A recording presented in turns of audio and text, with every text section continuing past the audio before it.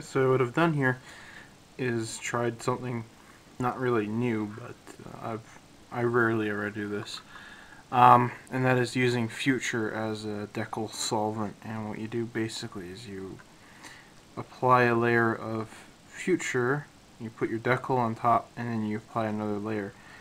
And it's supposed to kill any kind of silvering that can occur. And since this is mostly a flat surface, I thought, heck, this seems like a good place to try it. This is a technique I learned from Rob at Basic Modeling. He's done it on quite a few models, and he's had very good success with it, so decided to give that a go on this one. It just seemed to be the easier route rather than, doing the whole thing up in Future. The other thing I did is I airbrushed all the tracks, and these are still, well, they're dry, but I'm letting them harden till I'm finished with this next step. So I might be able to do this tonight or tomorrow. The next step I'm going to do is something I've never tried before, but I've wanted to try for a long time. It's called a dot filter wash.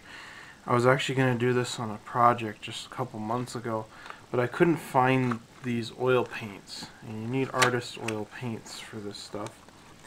And I could find artist oils, but I couldn't find them in the size that I wanted. And I happened to find this box set of them here. So these are just all little tubes, and so yeah, I was able to find bigger ones, but they were really expensive. They were like 20 bucks a piece. And so what we're going to do for this filter wash is use a couple colors here. So I'm going to take a look at colors that I'd like to use. I'd like to have some yellow, I believe. And why don't I turn this around so I can read what it says. I'll use some vermilion, that'll look nice. Some umber, and some black. Those will be nice colors to use. So what you're going to need for this is a specific brush. This is I bought for this. And I'm going to use mineral spirits to thin these down. So, oops. Haven't opened any of these yet, so.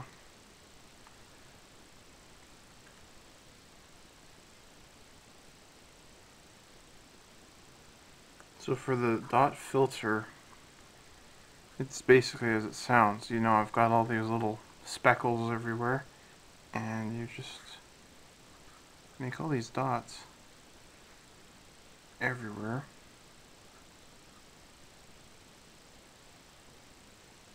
And because this is oil paint, it's going to be very slow drying, which is good.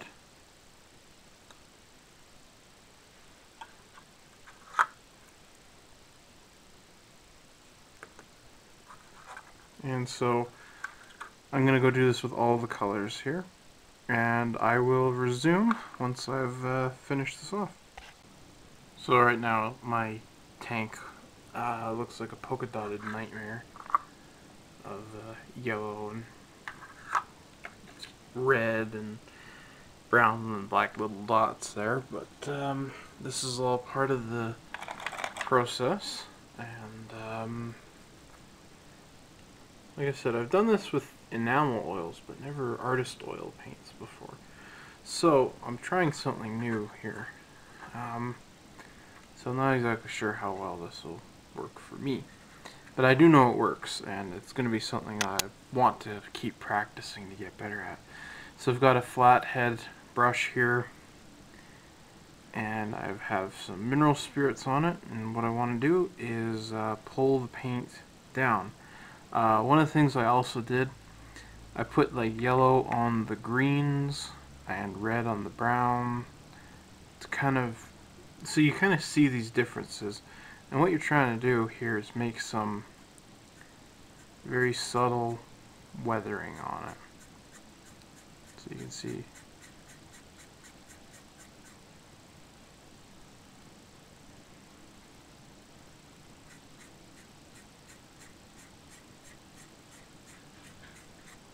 Creating an unholy mess here.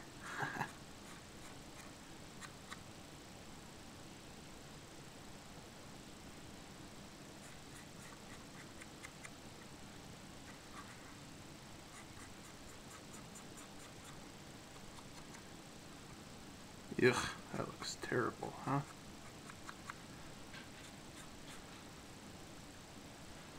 But it's okay, because we're gonna just keep cleaning it. You'll see.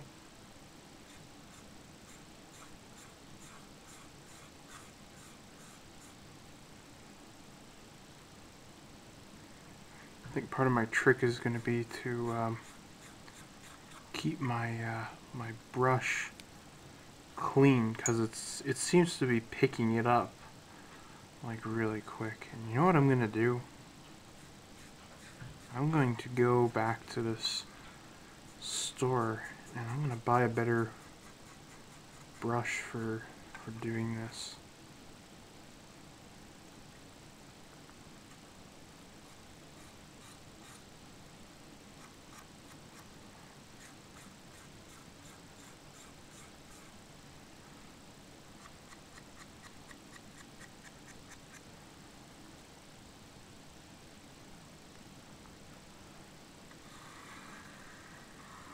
So I'm going to just clean that up there, because it's all building up there.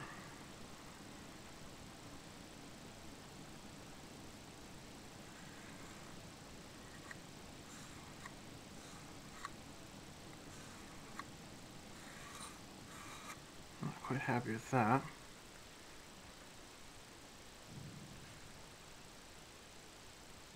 Yeah, half of it's this brush. I think I'm losing bristles.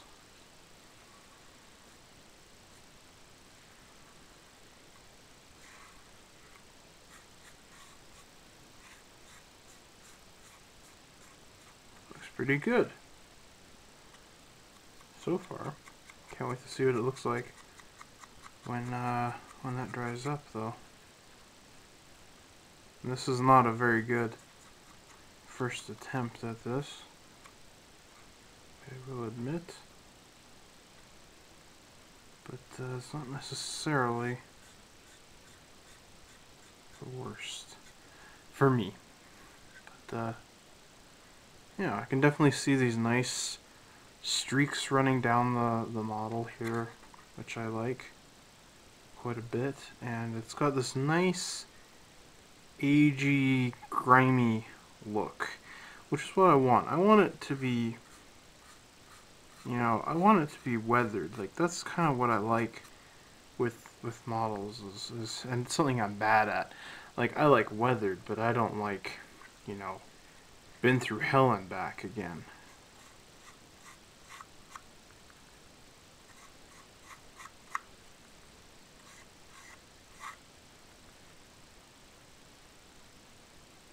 And I can see part of my problem. I added on too much black. Like, it's actually, I shouldn't say too much, it's too thick. Like, compared to a bunch of the other colors, the black is really, really thick. So,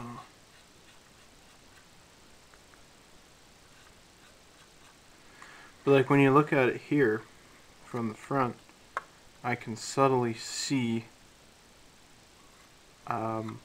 this red where I left it in here. I can just see this little trail of it in the front. And again, it's incredibly minor, which is what I really want. I don't want, you know, I don't want to see the red streak, but I want the impression that there's another color, you know, mixed in with the brown and the green.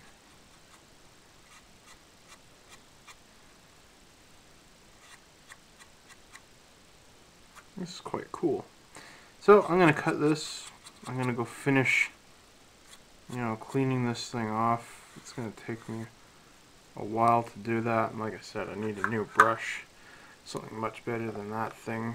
And yeah, this is pretty cool. It looks good. I'm quite happy with how this looks. So yeah, I'll come back when this is all finished, and like I said, the next step is the tracks, but I'm also going to weather the bottom chassis first. So if the bottom chassis is dry enough, then I'll work on the tracks, and if not, I'll just do it again tomorrow. But for you guys, it's 1 second. So I was playing around with the washes like a lot, and I'm kind of more or less happy with how I've got it on here. Kind of the last thing that I did that looks pretty good to me is I used white to make these streaks running down it, and I like that quite a bit, and it gives it a nice look. I'm still not happy with this, and like I've cleaned it up to a point where I'm like, it looks pretty good, but I'm not like happy with the whole system of the dot filters. I need to research more and more so do a lot of practicing. So I thought for now, you know, I like it for how far it's come. I'm gonna leave it alone, not even worry about it anymore. So what I'm going to do actually is paint. Sorry, not even paint. Gonna build the tracks. And with Tamiya tracks, they're pretty cool. They're Lincoln length tracks, which means you cut them and then you build them in sections. And for Tamiya, they work really, really well. But there's something you have to pay attention to, is there are instructions on how to build these. So you start with step 1, 2, 3, 4, 5. 6, 7, 8 is the last one. Right there. So that's what I'm going to do. So I need a 24. There they are. And when these are installed on the tank, I'm going to go through and then I'm going to weather the tracks up a bit more. So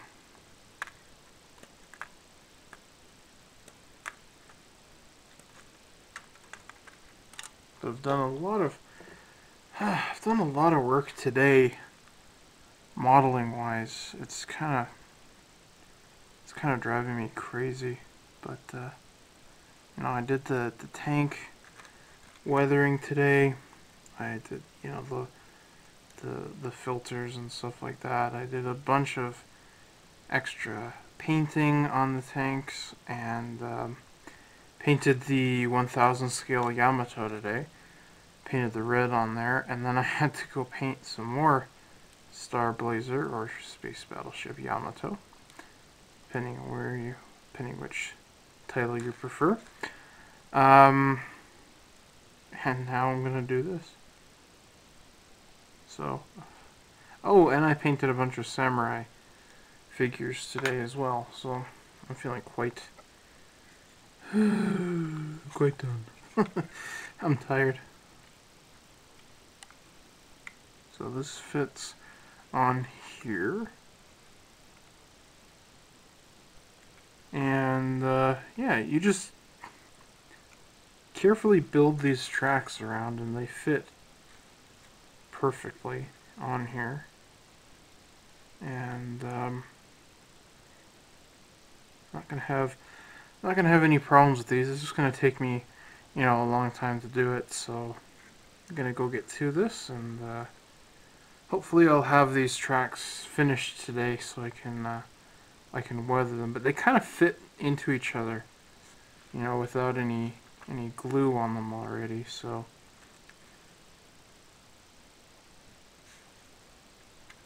they look pretty good. Somehow I missed a spot. That's kind of crazy.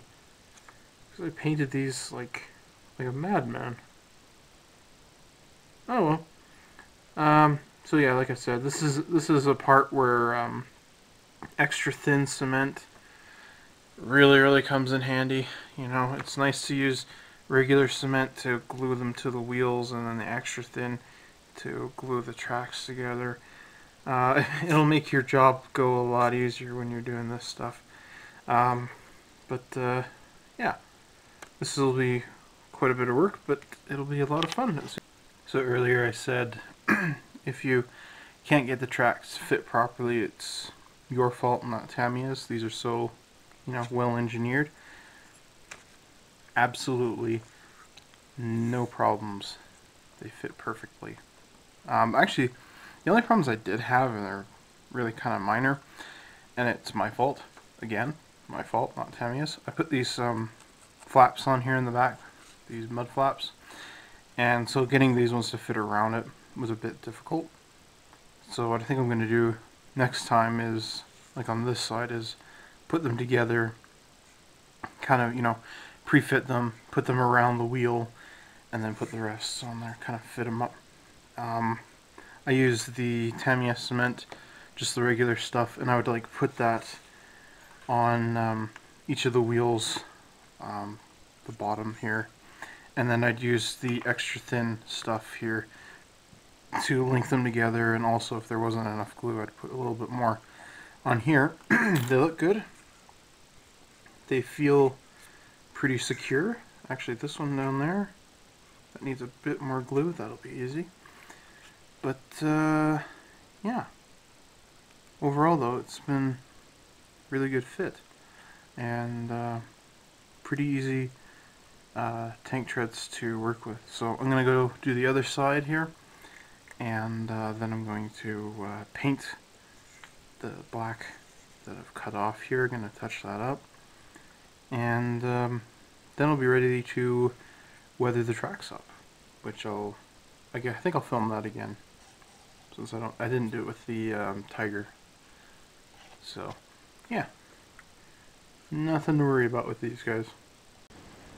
So what I've done here is put on all the tools, and I wasn't happy enough with the oil wash that I went and used Tamiya panel line accent color, and I'm going to clean that up here today. So I've got a whole bunch of the panel lines and rivets and stuff painted in. Quite happy with how that has turned out.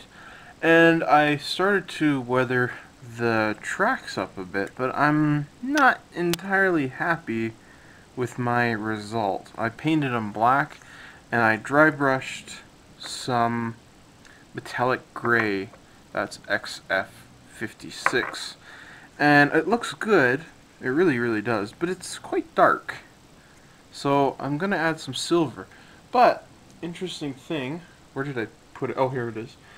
I picked up yesterday Fine Scale Modelers April 2015 issue, and in here they have a Tamiya Panther, which is the other tank that I have up there in the stash that I was thinking of building. I was deciding between the two, and I'm actually more glad that I waited on not doing this one, because there's actually a really cool method in here I'd like to try. But there's a really cool little article in here. This is sent in from a subscriber to the magazine here, and I really like what he says here. It's pretty cool because this is one of the questions I've had regarding tank tracks for a very long time, and this was one of the steps I was going to do here. It says, "Rusty tank tracks, not right. Okay guys, I've held my tongue long enough. I read Federico Colado's article in February 2015 Fine Scale Modeler, page 44. The Merkava was quite nicely done. However, I had to grit my teeth when he started destroying the tracks. As a tanker in the U.S. Army for 21 years, and as a crew member on M4A1s and various other tanks in here, tracks on an operational combat vehicle will not rust.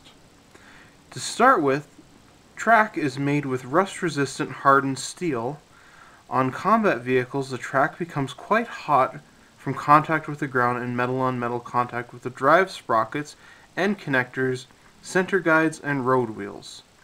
Also, sand, rocks in the soil constantly burnish the metal. The metal parts of the tracks are polished smooth and turn a color almost like case-hardened firearm." That's pretty cool. This holds true for all steel tracks too. At many army posts and museums around the country, there are tanks on display from World War I to the present, and there is very little rust, if any at all, on the track. The Merkava operating in a sandy environment will not show any rust. Stop spending all that money on rust paint and pigments, it just isn't true. That's from Ernesto Brown, USA Army, retired, from Aurora, Colorado. So, thanks Ernst. That's really helpful, actually. And that actually makes a lot of sense, because how they used to clean chainmail, which is it's a form of, well, it's actually pre-medieval, but it's a bunch of links. You can go look up chainmail armor. How they used to clean that is they used to put it in a barrel of sand, and they would basically just kind of wash it in the sand. So that's interesting to hear. And I've tried rusting tracks before, but it's nice to have it from a real source. That's what I always kind of look for, are real sources of people who have been there and done it and actually know what they're talking about. So I'm going to go along with those guidelines, and since the Panther tanks were quite well used during World War II, I have a flat angled brush here and some aluminum XF16, and I'm just going to dry brush some silver on top of my tank. And already that's way better.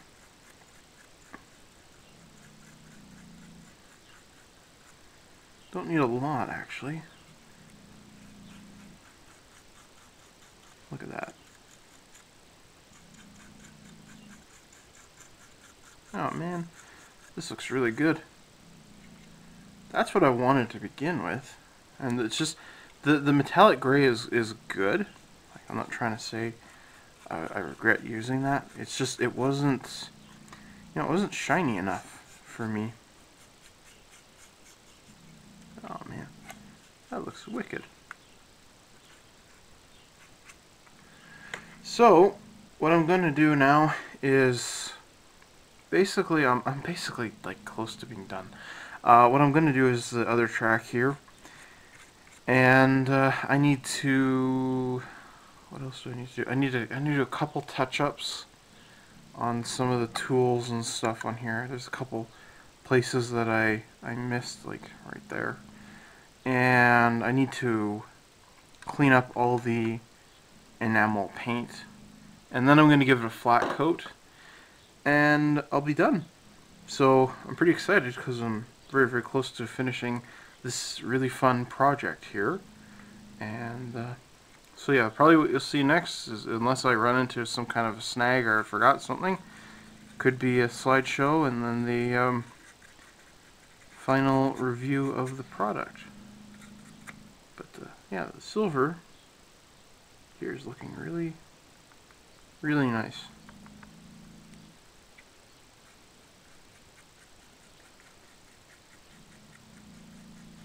That was, but like his article there is one of those things that I really like, you know, hearing stuff like that, because when I was researching, you know, the Zero, I kind of do the same thing when I see Japanese aircraft, and most of it's silver, because they weren't like that.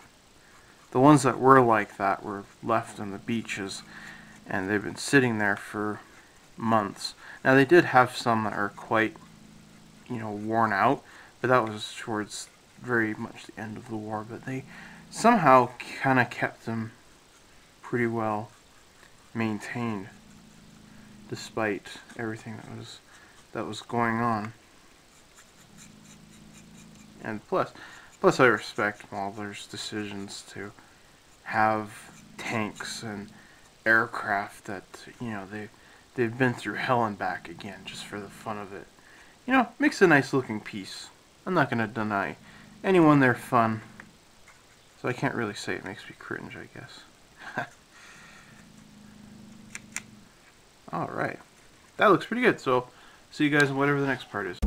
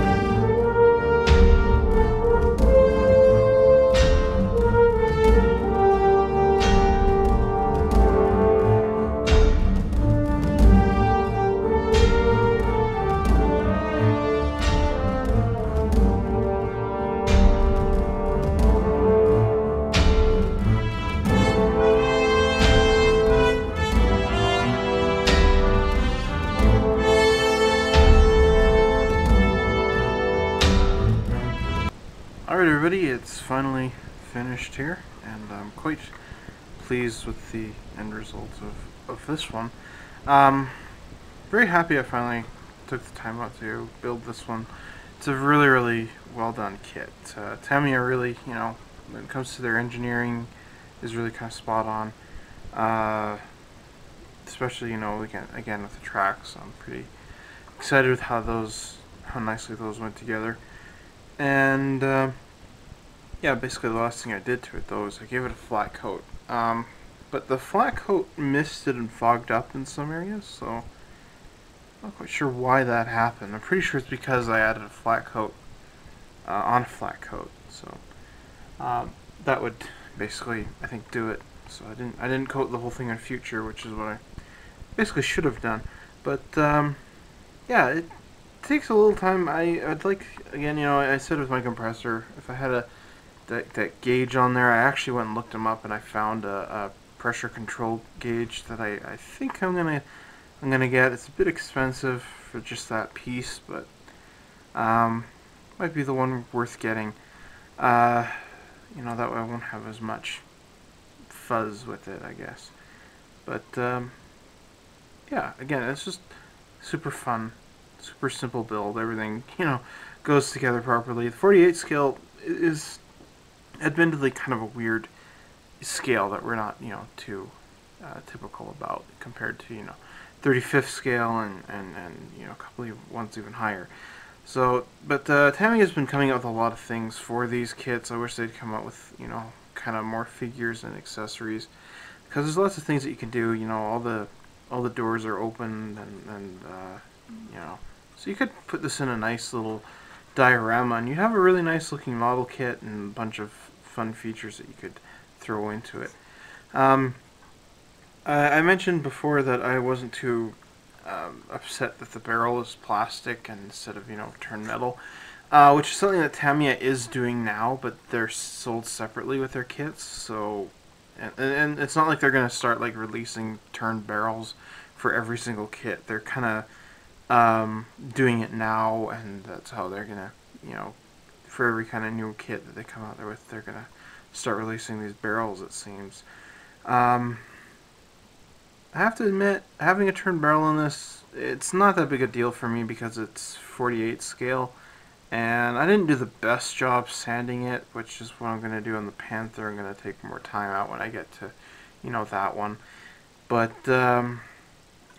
it's not bad. I don't really mind the two halves as much. And again, if it is something that would bother me, I would be out there right now and buying it, and instead of using the one on here. So, but yeah, you gotta just, with the track, so you just gotta take your time.